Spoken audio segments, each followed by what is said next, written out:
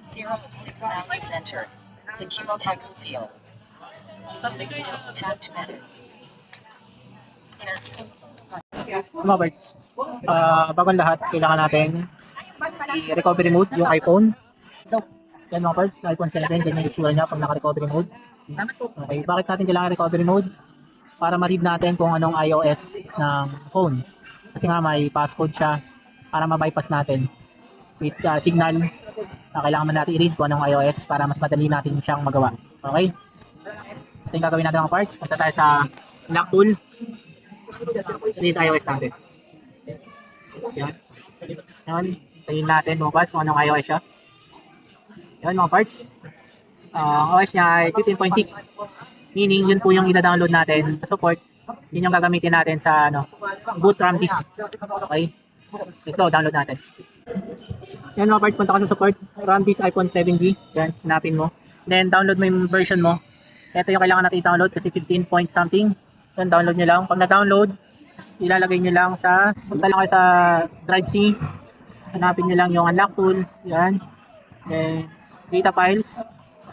Apple. Yan mga parts, sinagay ko na yung 7G. Yan na yun, yung di-download ko. Yan yung version, 15 point something. Ngayon, i-open nyo na ulit yung unlock tool. Yan ang gagawin natin mga parts. Kailangan naka-DFU mode yung phone. Yan, lock screen.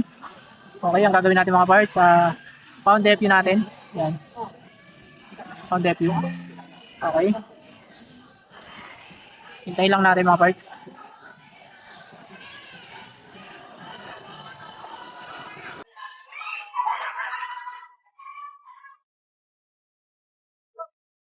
Yan mga parts, okay na siya. Ang gagawin natin, i-boot RAM disk natin. Pero bago yon, i-select muna natin yung dinownload natin na file, yung 7G, 15 point something. Yan, pindutin natin yung boot RAM disk. Okay? Hintayin lang natin.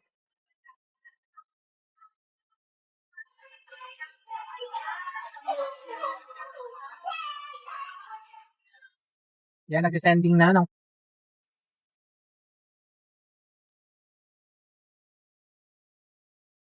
hintayin lang natin mga parts hanggang matapos.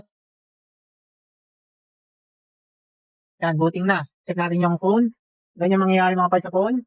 Pag nag-boot RAM disk tayo, yan, okay, lalabas. Ngayon, ang susunod natin gagawin mga parts, i-backup natin. Kasi nga, may, ano pa siya, hindi pa nare-restore yung iPhone, kaya pwede natin mag-backup yung signal niya. Okay, ito, backup passcode para mag-backup natin yung signal.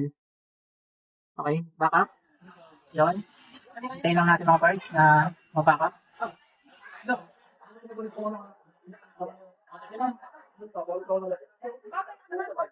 Yan mga parts, backup na siya. Yan. Ganyan nangyari sa phone mga parts.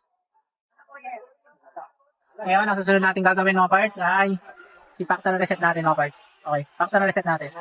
Click natin yung factory reset. Yan.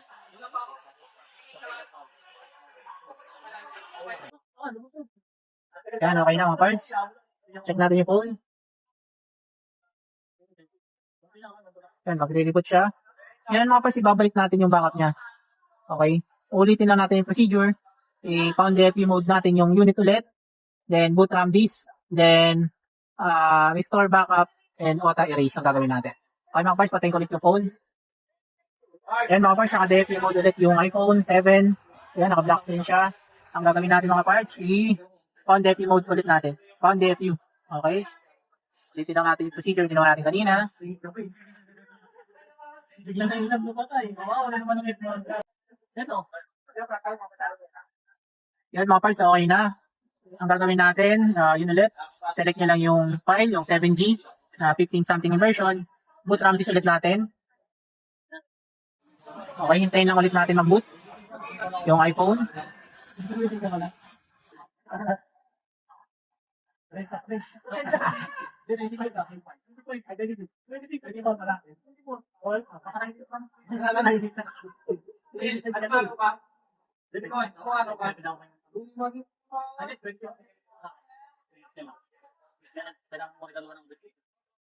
Yan, booting RAM disk na mga parts. Ito yung iPhone 7. Okay. Pag ganyan mga parts, ipabalik na natin yung backup. Okay, punta tayo dito. I-click lang natin yung restore backup plus disable auto erase. Yan. Okay, hintayin lang natin.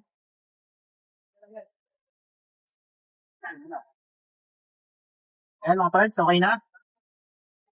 Hintayin na lang natin mag-boot yung iPhone. Okay na yun mga parts. Ayan na, sir. Yan mga parts, okay na.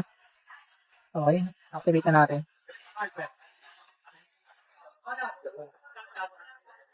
Alam niya daw. Hindi sinabi na natin ni Kedot sa may ano? Ano dito kayo? Oo. Yan mga parts, okay na siya. Okay na, bypass na natin. Then may signal siya. Yan mga parts. Then, Boss, nagawa nito? sila na? Walang voice over, walang display. Yes, ma'am. Check mo natin.